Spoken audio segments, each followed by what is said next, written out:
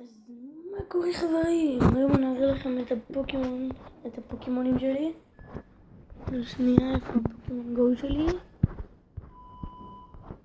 הנה. אז כן. אני בלבל 14, אז לא שיחקתי כזה איזה שבוע. היי, מה קרה?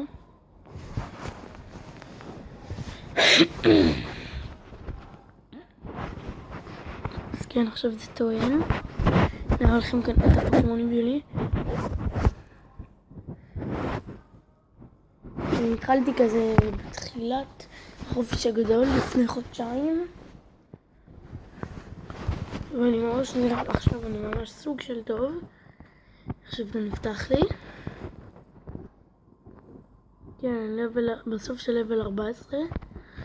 עכשיו תראו את הפוקימון שלי. ארקניין 1103. הנה המתקפות שלו. יש לי עליו 20 קנדי.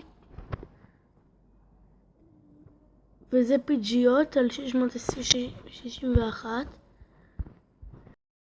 יותר חזק מארקניין בגלל שהוא רוח והוא אדמה. אז כן, עוד ארקניין של 650. זה המתקפה שלו. כן, ויש לי פה עוד ארקניין 639. ואני לא כל כך זוכר את השמות של האחרים. והנה תראו. יש לי פה ממש נדירים. רק שהאחרים שלי לא כל כך חזקים. יש לי ממש סוג של... יש לי נדירים יחסית, אבל לא חזקים.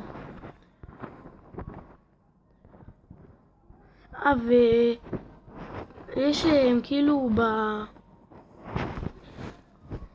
יש איך קוראים לזה? יש כאילו פוקימון כזה נדיר, כאילו שראיתי אותו. אם אני אמצא אותו אחד הסרטונים אני אגיד לכם. ומצטער שאני מעלה ממש סרטון עכשיו באחד לפנות בוקר עוד מעט. והגרסה החדשה של הפוקימון שתהיה זה יהיה גרסת ההחלפות. זה דבר ממש נדיר. נגיד אני אהבתי את זה כל כך, אני רק מחכה שזה יצא כבר. אז כן, פוקימון אחרון שתפסתי. פוניטה יצא לי בביצה של 50. אני בהתחלה לא כל כך התלהבתי כי זה היה כאילו פוניטה ויש לי אותה כבר על חלש יותר. אז כאילו ראיתי עכשיו את הסיפי שלה וכזה התלהבתי.